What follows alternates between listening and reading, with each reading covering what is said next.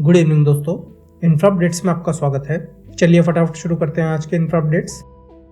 पहली खबर की बात करें तो पहली खबर आ रही है उत्तर प्रदेश के मेरठ में बनने वाले स्पोर्ट्स यूनिवर्सिटी को लेकर। तो दोस्तों, उत्तर प्रदेश के चीफ मिनिस्टर श्री योगी आदित्यनाथ जी ने बताया कि उत्तर प्रदेश में स्पोर्ट फैसिलिटीज को इम्प्रूव करने और मेरठ के आसपास के खिलाड़ियों के लिए world class sports facility provide करने के लिए उत्तर प्रदेश गवर्नमेंट ने मेरठ में उत्तर प्रदेश की पहली स्पोर्ट्स यूनिवर्सिटी को ओपन करने का प्लान किया है। दोस्तों, गवर्नमेंट के ऑफिशियल्स ने बताया कि स्पोर्ट्स फैसिलिटी को मेरठ डिस्ट्रिक्ट के सलावा गाँव में अप्रॉक्स 700 करोड़ रुपीज में कंस्ट्रक्ट किया जाएगा। साथ ही साथ उन्होंने बताया कि इस स्पोर्ट्स यूनिवर्सिटी की मदद से उत्तर प्रदेश के टैलेंटेड खिलाड़ियों को वर्ल्ड क्लास फैसिलिटीज मेरठ में ही प्रोवाइड की जाएंगी, जिनके लिए पहले यहाँ के स्पोर्ट्स पर्सन को दिल्ली या बागपत जाना पड़ता था। दोस्तों, इस स्पोर्ट्स यूनिवर्सिटी की मदद से उत्तर प्रदेश के खिलाड़ियों को नेशनल और इंटरनेशनल लेवल कॉम्पिटिशन के लिए ट्रेनिंग करने में मदद मिलेगी। साथ ही साथ ये sports university physical education, sports science, sports journalism और स्पोर्ट्स से रिलेटेड बाकी कोर्सेज में ग्रेजुएट, पोस्ट ग्रेजुएट और पीएचडी डिग्री भी प्रोवाइड करेगी और साथ ही साथ यहाँ के लोगों के लिए रोजगार के अवसर भी पैदा करेगी। बढ़ते हैं अगली खबर की ओर, जो आ रही है Mangalore refinery and petrochemicals limited से, जिन्होंने रिफाइनरी के सॉलिड वेस्ट को प्रोसेस करने के लिए 90 टन पर ईयर कैपेसिटी वाले 3 unique solid waste processing plant को सेटअप करने का प्लान किया है और जिसमें से पहली यूनिट को कल कमीशन किया जा चुका है। दोस्तों, इन सॉलिड वेस्ट प्रोसेसिंग यूनिट की बात करें तो इन प्रोसेसिंग यूनिट्स में 90 टन सॉलिड वेस्ट को नाइट क्रॉलर वॉर्म्स की मदद से वर्मी कंपोस्ट में डिकम्पोज किया जाएगा। दोस्तों, इन प्लांट्स में यूज होने वाले नाइट क्रॉलर वॉर्म्स वेस्ट को काफी जल्दी डिकम्पोज कर देते हैं और दोस्तों हर worm approx 4 kg solid waste को डेली प्रोसेस कर सकता है। दोस्तों, इस प्लांट को अप्रॉक्स 1.4 करोड़ रुपीस में सेटअप किया गया है। दोस्तों, इस सॉलिड वेस्ट प्रोसेसिंग यूनिट की मदद से Mangalore refinery and petrochemicals limited के सॉलिड वेस्ट को इको फ्रेंडली तरीके से प्रोसेस करने में मदद मिलेगी। साथ ही साथ ये प्लांट 90 टन वेस्ट को 24 टन वर्मी कंपोस्ट मैन्योर में ईयरली कन्वर्ट करेगा, जिसकी कॉस्ट अप्रॉक्स 12 लाख रुपीस होगी और जिसे रिफाइनरी के कैंपस में अप्रॉक्स 500 एकड़ में फैले गार्डन में यूज किया जाएगा। दोस्तों, इस प्लांट की मदद से न सिर्फ रिफाइनरी के सॉलिड वेस्ट की प्रॉब्लम को इको फ्रेंडली तरीके से सॉल्व करने में मदद मिलेगी, बल्कि फर्टिलाइजर्स के परचेज में होने वाले खर्चे को भी कम करने में मदद मिलेगी।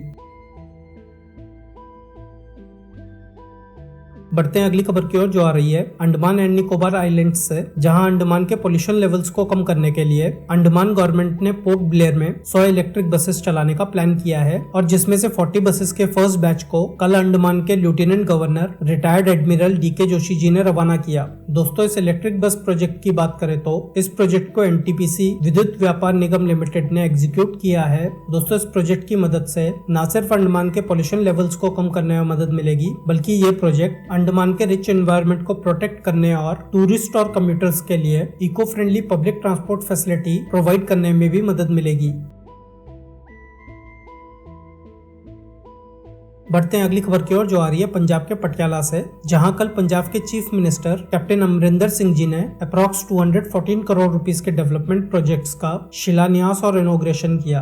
दोस्तों, इन प्रोजेक्ट्स की बात करें तो 208 करोड़ रुपीस में पटियाला में बहने वाली 8.65 किलोमीटर लंबी बड़ी नदी और 4.5 किलोमीटर लंबी छोटी नदी को रिजुवनेट किया जाना है। दोस्तों, इस प्रोजेक्ट के अंडर बड़ी नदी के 8.65 किलोमीटर लंबे स्ट्रेच में 15 और 26 MLD कैपेसिटी वाले 2 सीवेज ट्रीटमेंट प्लांट को कंस्ट्रक्ट किया जाएगा और 2.5 MLD कैपेसिटी वाले एक इफ्यूलेंट प्लांट को भी कंस्ट्रक्ट किया जाना है और छोटी नदी के 4.5 किलोमीटर स्ट्रेच में कंक्रीट लाइनिंग की जाएगी और नदी के अलोंग डेडिकेटेड साइकिल ट्रैक और वॉकवेज को कंस्ट्रक्ट किया जाना है। साथ ही साथ नदी के अलोंग स्ट्रीट लाइट्स को भी इंस्टॉल किया जाना है। दोस्तों, इसके साथ साथ अमरिंदर सिंह जी ने पटियाला में 5.04 करोड़ रुपीस में रिजुवनेट की गई लेक को पब्लिक को डेडिकेट किया। दोस्तों, इस लेक को महाराजा भूपेंद्र सिंह जी ने 1885 में बनवाया था। दोस्तों, इन प्रोजेक्ट की मदद से पटियाला के टूरिज्म को बूस्ट मिलेगा। साथ ही साथ इन सीवेज ट्रीटमेंट प्लांट की मदद से बड़ी नदी के पोल्यूशन लेवल्स को कम करने में मदद मिलेगी।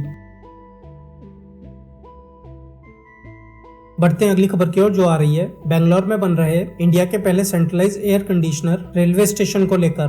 तो दोस्तों साउथ सेंट्रल रेलवेज के ऑफिशियल्स ने बताया कि बेंगलोर में बन रहे सर विश्वेश्वरैया टर्मिनल के कंस्ट्रक्शन को फरवरी एंड तक कंप्लीट कर लिया जाएगा। दोस्तों Indian railways station development corporation ने इस स्टेशन के बाद मध्य प्रदेश के हबीबगंज और गुजरात के गांधीनगर स्टेशन में सेंट्रलाइज्ड एसी इंस्टॉल करने का प्लान किया है और जल्द ही इन प्रोजेक्ट के लिए टेंडर फ्लोट कर दिए जाएंगे।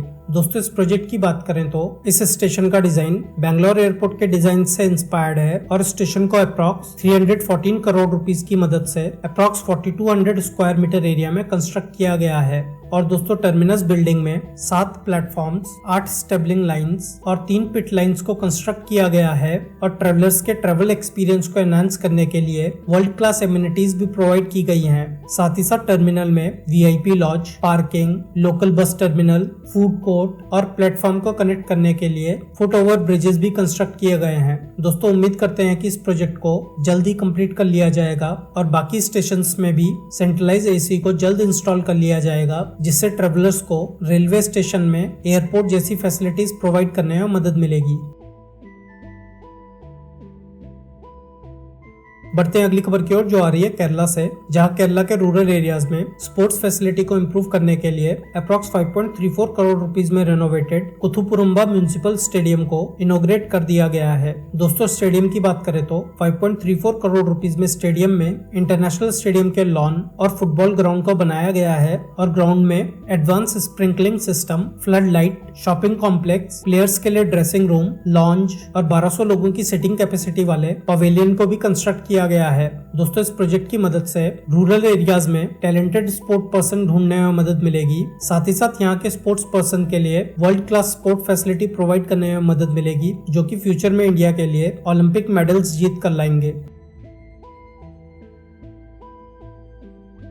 बढ़ते हैं अगली खबर की ओर जो आ रही है इंडियन ऑयल कॉर्पोरेशन और इजराइल बेस्ड फिन एनर्जी के द्वारा डेवलप की गई मेटल एयर बैटरीज को लेकर, जिसके ट्रायल्स महिंद्रा इलेक्ट्रिकल के 3 व्हीलर ट्रायो में शुरू किए जा चुके हैं। दोस्तों इन बैटरीज की बात करें तो इन बैटरीज को अप्रॉक्स 5 मिनट में फुल्ली चार्ज किया जा सकता है और ये बैटरीज परफॉर्मेंस में ट्रेडिशनल फ्यूल्स के परफॉर्मेंस लेवल्स को मैच करती है। साथ ही साथ ये बैटरीज वेदर प्रूफ और कॉम्पैक्ट भी हैं। दोस्तों इन बैटरीज की मदद से इलेक्ट्रिक व्हीकल चार्जिंग इंफ्रा में होने वाले ह्यूज इन्वेस्टमेंट को कम करने में मदद मिलेगी। साथ ही साथ ये बैटरीज इलेक्ट्रिक व्हीकल के कॉस्ट को भी कम करने में मदद करेगी। बढ़ते हैं आज की आखिरी खबर की ओर जो आ रही है महाराष्ट्र से, जहां महाराष्ट्र के चीफ मिनिस्टर श्री उद्धव ठाकरे जी ने एक यूनिक जेल टूरिज्म इनिशिएटिव को पुणे के 150 साल पुराने यरवदा जेल से शुरू किया। दोस्तों इस इनिशिएटिव की मदद से सिटीजन्स और स्टूडेंट्स को ब्रिटिश पीरियड में इस जेल में बंद फ्रीडम फाइटर्स जैसे महात्मा गांधी, लोकमान्य तिलक, पंडित जवाहरलाल नेहरू, सरदार वल्लभ भाई पटेल, सरोजनी नायडू, सुभाष चंद्र बोस और बाकी फ्रीडम फाइटर्स के बारे में जानने में मदद मिलेगी। तो दोस्तों इस इनिशिएटिव की मदद से आप लोग भी बिना क्राइम किए जेल घूमकर आ सकते हैं और साथ ही साथ इस इनिशिएटिव की मदद से फ्रीडम फाइटर्स के बारे में जानने में भी मदद मिलेगी।